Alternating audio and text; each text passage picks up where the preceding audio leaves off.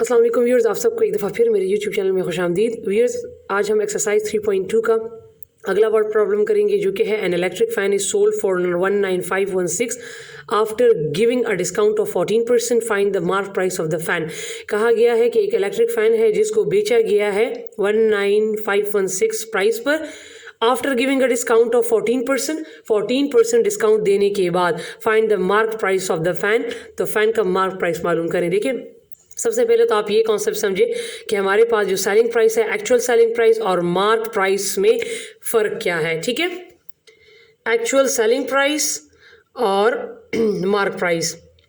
ठीक है, तो देखिए हमारे पास मार्क प्राइस वो है, आपने अक्सर शॉप में जो प्रोडक्ट्स होते हैं उनके ऊपर एक प्राइस का लेबल लगा होता है। ठीक है, तो वो हमारे पास मार्क प्राइस होता है।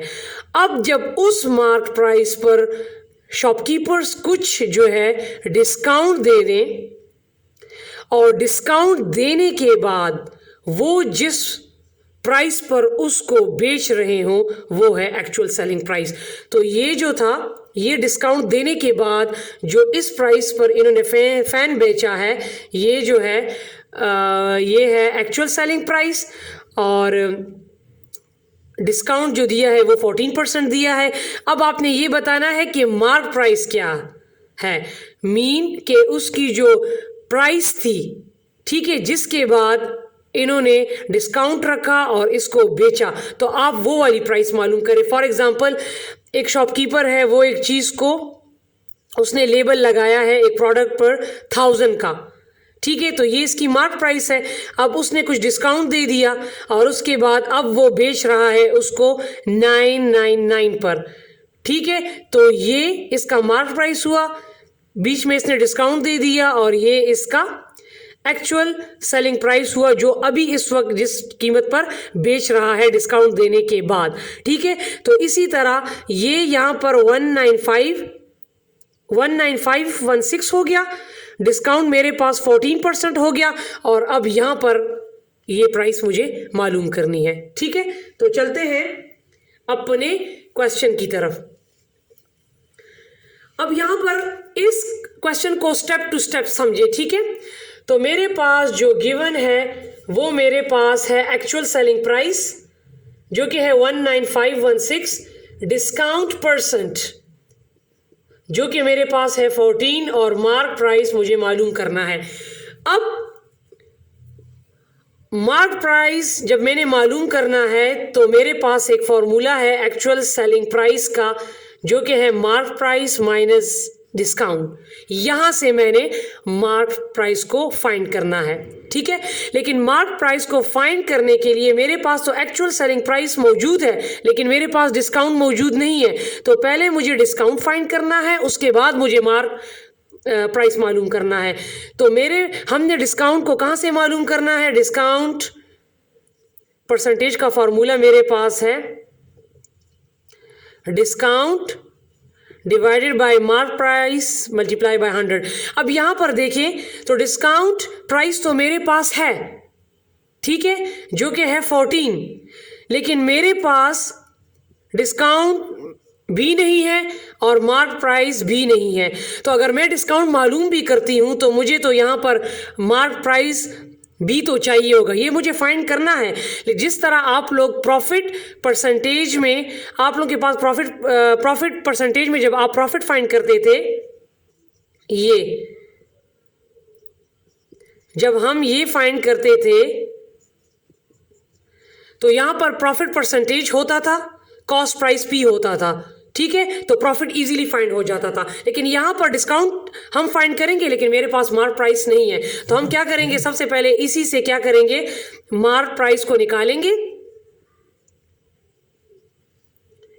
ठीक है, ये हो जाएगा, मैं इसको सिर्फ डी लिख लेती हूँ, multiply by 100 and divide by 14।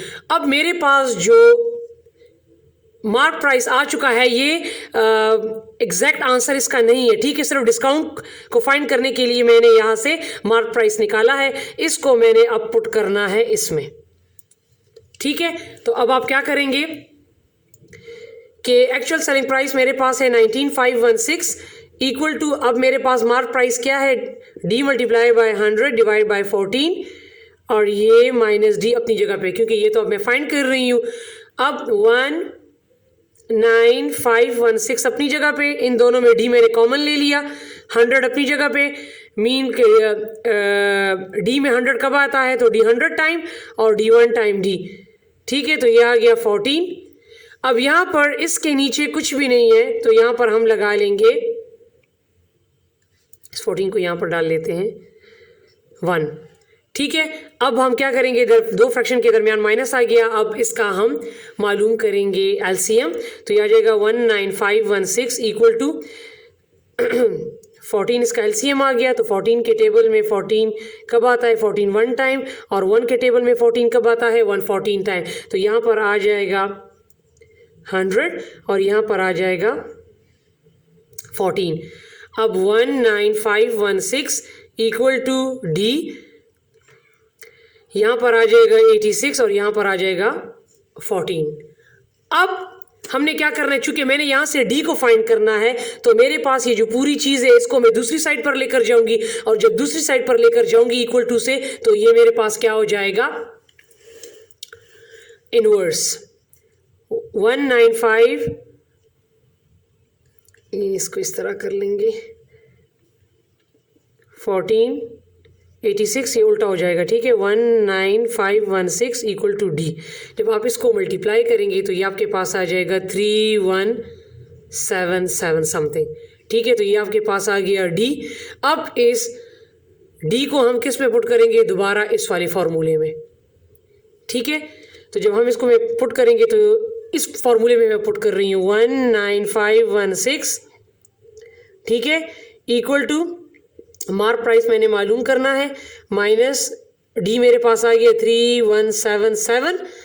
अब चूंकि सॉरी यहाँ पे मार्क प्राइस है, ठीक है, तो मार्क प्राइस अब मैंने फाइंड करना है, यहाँ पर माइनस है, दूसरी जगह पे जाएगा, तो ये हो जाएगा मेरे पास plus equal to mark price, तो ये मेरे पास आ जाएगा 22,693। तो इसकी जो मार्क प्राइस मेरे पास आई है वो ये है। तो जब इस पर इन्होंने 14% डिस्काउंट दिया, तो तब जाके वो कितना बना, उसकी सेलिंग प्राइस क्या बनी, 19,516।